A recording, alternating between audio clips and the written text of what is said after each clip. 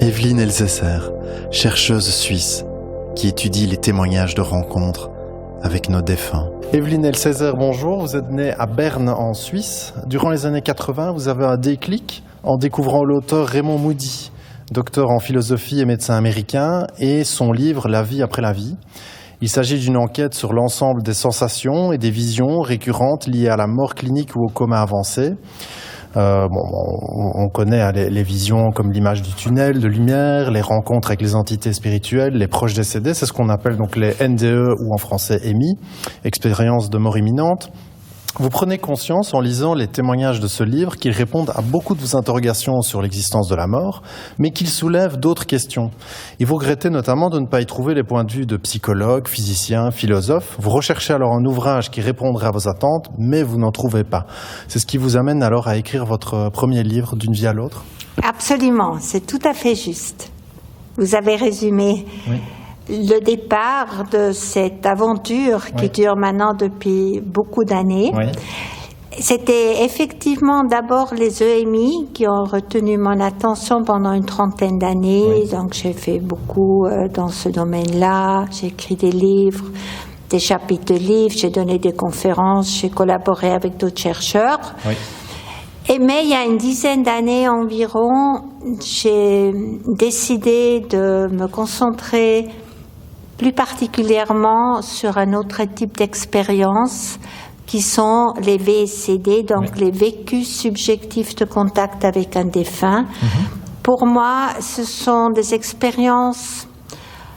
Vous savez, toutes ces expériences autour de la mort sont, à mon avis, un peu interconnectées, ont des différences, mais également beaucoup de similitudes. Donc, si vous prenez les expériences de mort imminente, les visions au moment du décès, les vécus subjectifs de contact avec un défunt, également la lucidité terminale, c'est également aussi un sujet qui est recherché maintenant depuis quelques années plus sérieusement, et aussi ce que les médiums communiquent à leurs clients.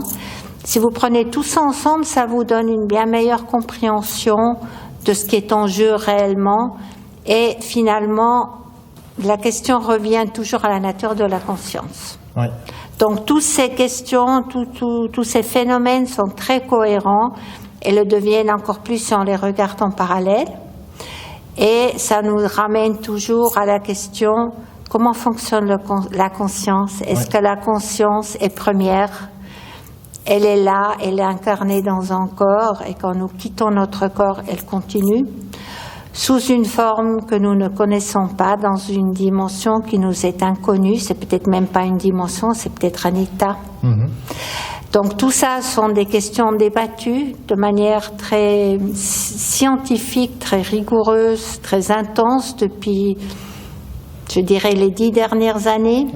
Et l'intérêt va croissant et on comprend de plus en plus de choses. Donc voilà, si vous voulez, les EMI, les VSCD s'intègrent dans un contexte plus large. C'est ça. Alors, votre rencontre avec Kenneth Ring, professeur de psychologie et expert en recherche sur les expériences de mort imminente, est déterminante pour finaliser votre premier livre. Et cette collaboration se poursuivra d'ailleurs avec une écriture à 4 mains, Lessons from the Light. Ce livre s'adresse aux personnes n'ayant pas expérimenté de NDE, mais souhaitant apprendre de celles et ceux qui l'ont vécu. Pour les personnes qui ont expérimenté une NDE, l'existence de ce phénomène est aussi indiscutable qu'une loi de la nature comme la gravité. Est-ce que cette certitude résume bien la différence qui existe entre parler d'un sujet avec des réserves et le vivre ? C'est sûr que l'expérience, il n'y a rien de plus fort que l'expérience. Ça, c'est clair. Une fois que les gens ont vécu ça, personne ne peut leur faire changer d'avis. Ils savent ce qu'ils croient parce qu'ils l'ont vécu. Ça n'empêche pas qu'on puisse quand même étudier ces phénomènes-là. Et une chose n'exclut pas l'autre. Au contraire, ça va main dans la main, l'expérience et la recherche. Donc c'est sûr que pour avoir, par exemple, pour étudier les NDE ou les EMI, c'est pas nécessaire d'avoir vécu ça soi-même. D'ailleurs, il n'y a pas tellement de gens finalement qui vivent ces expériences. On pense entre 10-15%, c'est un peu les chiffres qui sont aujourd'hui admis, donc c'est pas un très grand pourcentage de la population. Les VSCD, c'est différent, c'est beaucoup plus fréquent. On pense qu'entre 50 et 60% de la population a vécu un ou plusieurs VSCD. Donc c'est un phénomène beaucoup plus fréquent, mais beaucoup moins connu que les EMI. Oui, c'est un peu paradoxal. À la limite, les EMI sont plus étudiés que les VSCD. Oui. Absolument, tout à fait. C'est aussi une des raisons qui m'a poussée à faire ce projet de recherche avec mes collègues, parce que les gens vivent ces expériences, ne savent pas toujours mettre un mot sur ce qu'ils ont vécu. Ils savent que pour eux c'était réel et c'était important et c'était beau, mais évidemment connaître un peu plus sur le sujet, pour eux c'est bénéfique. Et aussi pour pouvoir le partager plus facilement. C'est toujours difficile de parler d'un VSCD à quelqu'un qui ne connaît pas le phénomène. Souvent on ne les croit pas. Des fois, on dit, tu es peut-être dépressif, tu es en deuil, tu es triste, alors tu as tellement souhaité avoir un contact avec ton être cher décédé que tu as imaginé avoir vécu ça. Le récepteur, donc la personne qui l'a vécu, est convaincue du contraire. Elle dit non, je l'ai vécu, je l'ai vu, je l'ai senti, je l'ai entendu, il était là. Donc voilà, si les gens étaient mieux informés du phénomène des VSCD, ça aiderait aussi les gens qui les vivent à en parler plus facilement, à le partager, ça donnerait un langage commun et ce serait finalement bénéfique pour tout le monde. Donc c'était une des motivations qui m'a poussée à faire ce projet de recherche. En 2009, paraît en français aux Presses du Midi votre premier roman, une histoire intitulée Le Pays d'Ange. Vous inspirez des dialogues de Platon pour raconter l'histoire émouvante d'une jeune fille qui prend conscience qu'elle va mourir et reçoit sur son chemin de l'espoir, de la sagesse, du réconfort, en discutant avec sa poupée préférée qu'elle appelle Ange. Quel regard portez-vous sur les interventions d'êtres angéliques ou guides, ou finalement peu importe comment on les nomme, qui peuvent apporter une élévation spirituelle à travers des messages, des discussions, et même parfois nous libérer de la peur de la mort? Alors, c'est sûr que dans ce roman, ou cette petite histoire, j'ai nommé la poupée Ange. Et en fait, cette poupée donne énormément d'informations à cette jeune fille mourante qui l'aide à se préparer à la mort et à ce qui viendra peut-être après la mort. Donc, l'idée, c'était pas de parler d'un être angélique ou d'un ange dans le sens où on l'entend habituellement. C'est simplement le nom qu'elle a donné à sa poupée qui lui a permis d'être bien préparée pour le passage dans l'au-delà. D'ailleurs, dans cet hôpital, il y avait un garçon qui avait vécu une EMI et qu'il a lui décrit. Donc, il y a beaucoup d'informations sur les EMI. Et puis, elle a aussi un contact avec sa grand-mère décédée. Et au moment de mourir, elle a vu sa grand-mère qui est venue la chercher, donc elle a une vision au moment du décès. Donc, quel que soit le nom qu'on donne, je pense qu'il est essentiel, c'est d'obtenir l'information dont on a besoin dans une situation de crise. Et se préparer à la mort, c'est très clairement une situation de crise. Donc, l'information, elle est là. Les phénomènes sont connus, on a beaucoup d'informations, mais pour les mettre dans le contexte d'une histoire simple qui implique un enfant en crise, en fin de vie, je pensais que c'était une idée un peu originale de donner cette information, non pas sous forme d'un ouvrage scientifique comme j'en ai écrit plusieurs, mais d'une manière un peu plus touchante et un peu plus directe pour, raconter sous forme d'une histoire l'impact que ces expériences ont dans les moments difficiles de notre vie. Oui, on sent bien chez vous une volonté de toucher le grand public, même avec le VSCD. C'est aussi des études qui sont destinées au grand public. Absolument. Et c'est d'ailleurs, quand on a commencé ce projet de recherche, il était tout de suite clair, j'ai dit que j'allais écrire un livre grand public sur ce sujet. Mes collègues qui sont donc de l'université de Northampton, un professeur et son assistant, et David Lorimer du Scientific and Medical Network, ils étaient évidemment ravis de cette idée de tout faire pour rendre cette information accessible au grand public. Parallèlement, nous écrivons aussi des contributions pour des revues scientifiques, donc on est aussi quand même sur la tracée académique, évidemment aussi, mais ça n'empêche pas d'écrire aussi des livres pour le grand public, pour rendre accessibles ces informations qui me semblent importantes.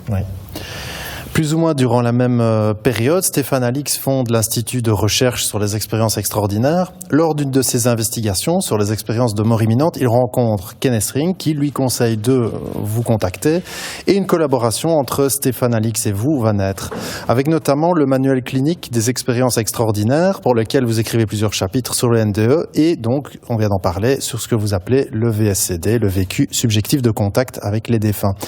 Il faut dire que vous avez rencontré Bill Guggenheim, c'est ça, je prononce bien, qui conduit des recherches sur les communications avec les morts depuis 1988 et que vous avez traduit en français son livre Hello from Heaven, qui étudie le phénomène de communication spontanée, directe et non sollicitée avec des personnes décédées.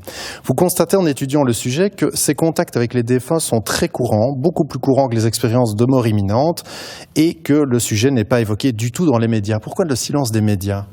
C'est vraiment une très bonne question et je vous remercie pour ce joli condensé de ma carrière, entre guillemets. C'est exactement comme vous le décrivez que ça s'est passé. Pourquoi on n'en parle pas? Je ne sais pas. Premièrement, la mort fait peur. C'est toujours un thème tabou, oui. Un sujet tabou. Les gens préfèrent ne pas y penser. C'est dommage parce que si on refuse de penser à la mort, on a peur de la mort. Et cette peur, elle est là, elle est ancrée en nous très profondément. Elle est présente bien plus dans notre quotidien que nous aimons l'admettre. Donc, pourquoi pas l'étudier, la regarder en face et peut-être qu'on aura une belle surprise. Et toutes ces expériences nous laissent à penser qu'effectivement, la mort n'est pas quelque chose à craindre. En tout cas, c'est ce que les gens disent qui ont fait une EMI. Et aussi ce que les défunts disent à travers les messages qu'ils transmettent lors d'un VSCD. Il y a 2 messages fondamentaux qui sont communiqués lors d'un VSCD. Les défunts disent « je suis en vie et je suis heureux ». Ça, c'est l'essence de leur communication, c'est « je suis en vie et je vais bien ». Donc voilà déjà des informations intéressantes sur la mort. Oui. Les personnes qui ont des contacts avec les défunts sont convaincues de la réalité de leur expérience, vécues comme un événement, on vient de le dire, heureux, réconfortant, mais cependant elles se mettent rapidement à douter de leur perception et même parfois de leur santé mentale. Elles se disent ce n'est pas possible, ça ne peut pas se produire. Elles se heurtent au scepticisme et au rejet de leur entourage et préfèrent se taire de peur de se ridiculiser. Est-ce que cette attitude est liée à la pensée dominante de notre société qui n'accepte pas les expériences spirituelles ? Alors, premièrement, il y a un petit pourcentage seulement qui doute. Oui. Vraiment un petit pourcentage. D'accord. Dans leur grande majorité, ils sont convaincus que c'était réel. D'ailleurs, les chiffres que nous avons collectés lors de notre enquête le montrent très clairement. Oui. Ils sont convaincus que c'était authentique. Ils peuvent se poser la question, comment est-ce possible ? Surtout ceux qui ont une vision de la réalité matérialiste. Ils pensaient avant leur expérience que quand on est mort, il n'y a plus rien après la vie, donc c'est impossible de percevoir un défunt. Oui. Et c'est évidemment ce qui est véhiculé dans nos sociétés occidentales, très matérialistes, où la survie de la conscience n'est pas du tout une possibilité admise par une majorité, bien au contraire. Donc c'est sûr que c'est pas facile de vivre quelque chose qui est censé être impossible. Et pourtant ils sont sûrs que c'était authentique. Oui. Donc ça peut poser problème et ça peut les amener à réfléchir, à se documenter et éventuellement à changer leur position et à devenir plus spirituels. D'ailleurs, notre enquête montre que la spiritualité double après un VSCD, oui. Tandis que la religiosité n'est que très peu impactée. Il y a une augmentation pas significative du tout de la religiosité, mais la spiritualité double. Donc ça montre qu'il y a une évolution dans les gens, ils se posent des questions, ils se renseignent, ils parlent peut-être avec des gens qui ont vécu des expériences du même type, etc. Il y a toute une transformation qui se produit en eux. Ça montre donc le côté transformateur de ces expériences. Mais voilà, un petit pourcentage d'entre eux peut douter, mais après coup.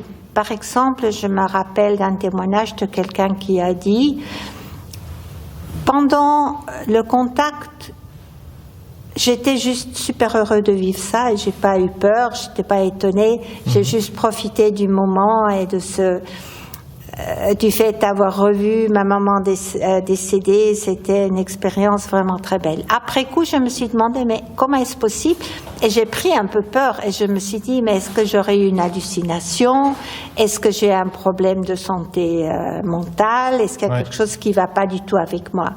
Et c'est là où c'est important de disséminer les informations sur les VCD, parce que quand les gens savent que c'est un phénomène qui a un nom, qui est recherché, qui est très courant, qui arrive à beaucoup de gens et qui n'a rien à voir avec une quelconque maladie mentale, ben ils sont rassurés, ils ne se posent plus ces questions-là.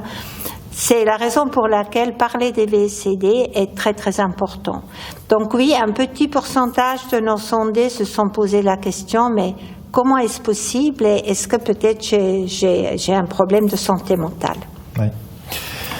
Quels sont les moyens de communication qui sont utilisés par les défunts pour entrer en contact avec nous? Alors, il y a une très grande variété de types de VCD.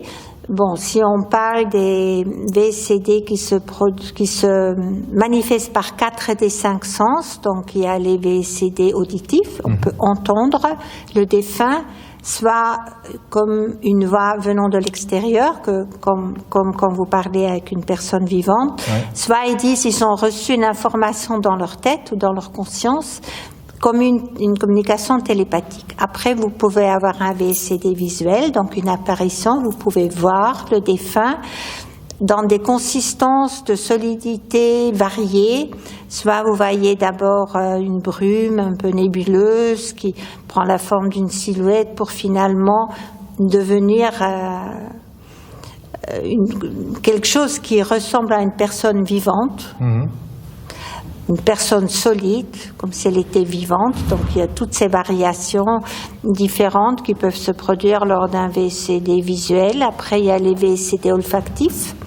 Vous pouvez sentir une odeur, une fragrance qui est caractéristique du défunt, que vous associez immédiatement avec tel et tel défunt. Vous savez tout de suite qui est le défunt qui est là. Vous ne le voyez pas, vous ne l'entendez pas, mais vous sentez cette fragrance, cette odeur, ce parfum, et vous savez, voilà, ça c'est mon grand-père, je sens l'odeur de tabac qu'il fumait lors de son vivant, je sais que c'est lui qui est là.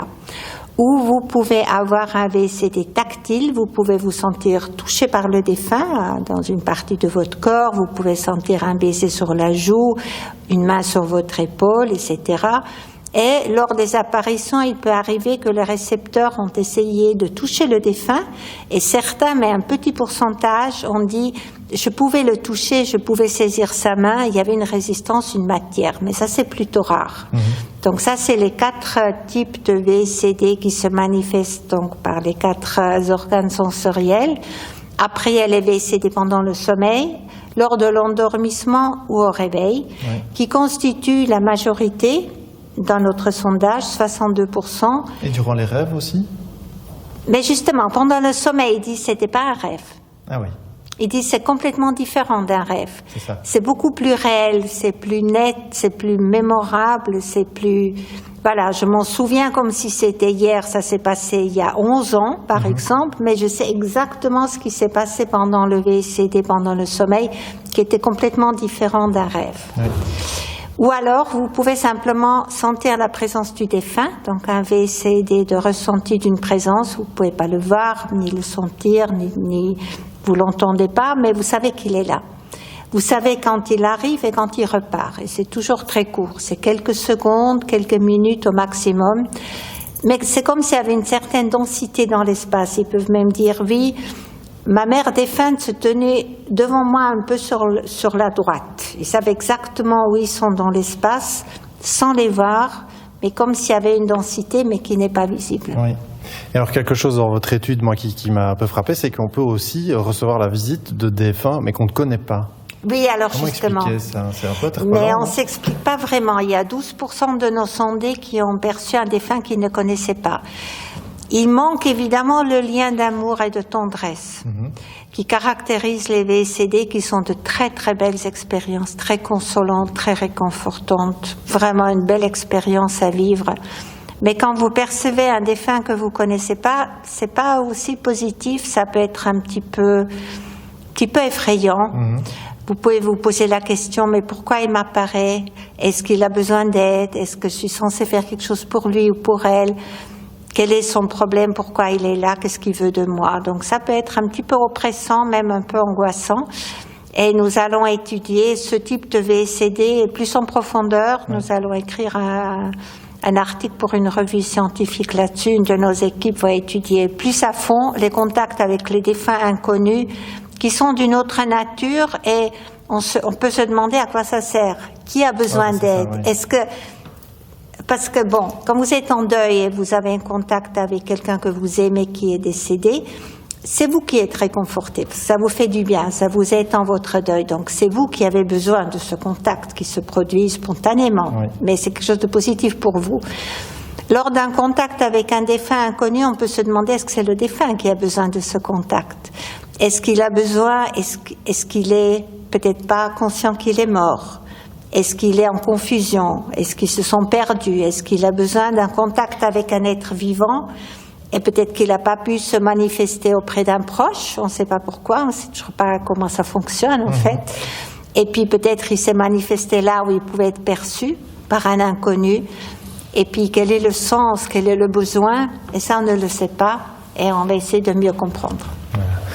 Evelyne Elsazer, je vous remercie en tout cas pour cet entretien. Peut-être un mot de la fin, quelque chose à ajouter pour terminer? Oui, alors écoutez, c'est vraiment magnifique d'étudier un phénomène qui est si beau, c'est important pour les gens, si réconfortant. C'est vraiment un magnifique sujet d'étude. Oui, et nous avons terminé la première partie de notre enquête et nous avons maintenant de nouveau reçu des subventions. Nous avons commencé la deuxième partie qui finira en 2024. Donc nous sommes en mesure d'étudier encore plus à fond ces expériences si courantes, si belles et si peu connues. Et vraiment, ce qui nous tient à cœur le plus, c'est de faire connaître ce phénomène au plus grand nombre. Merci en tout cas de nous l'avoir fait connaître et merci pour vos recherches. Merci. Merci à vous.